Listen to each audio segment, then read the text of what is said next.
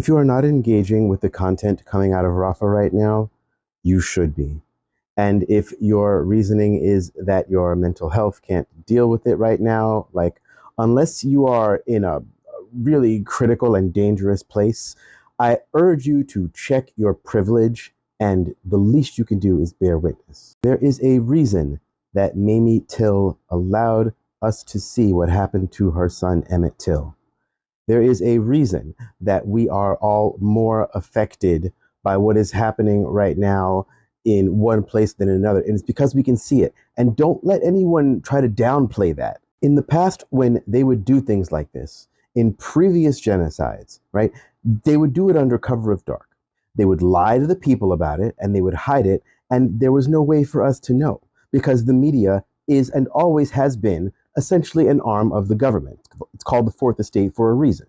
But now that essentially we have all been deputized as citizen journalists by these little devices in our hands, we are able to bear witness. We are able to cut through the lies in real time. There will not need to be years and years later when people say, oh, well, I guess that actually was a genocide, because we know. And we are being lied to and we are being gaslit, but we know. And the reason you don't want to see it is because it's going to affect you emotionally. And it's supposed to.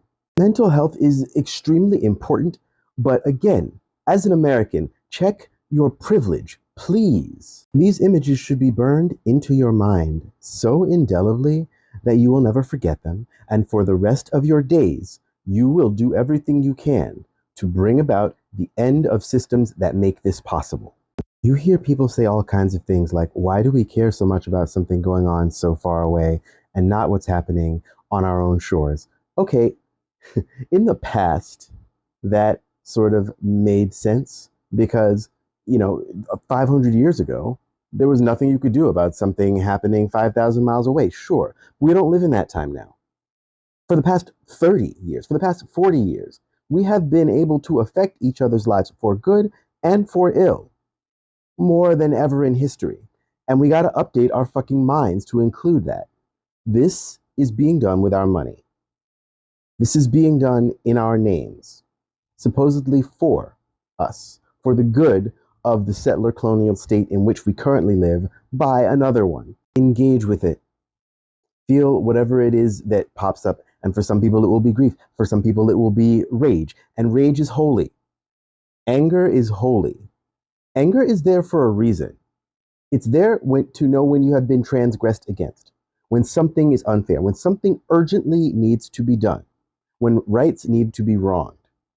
However it is that it comes up for you, deal with it and move accordingly in the future. This doesn't stop until we stop it. And if we can stop this, we can stop all of the other stuff that's wrong with our world. We can't just keep doing this. Nothing changes until we change. And if seeing these images doesn't change you, I got nothing.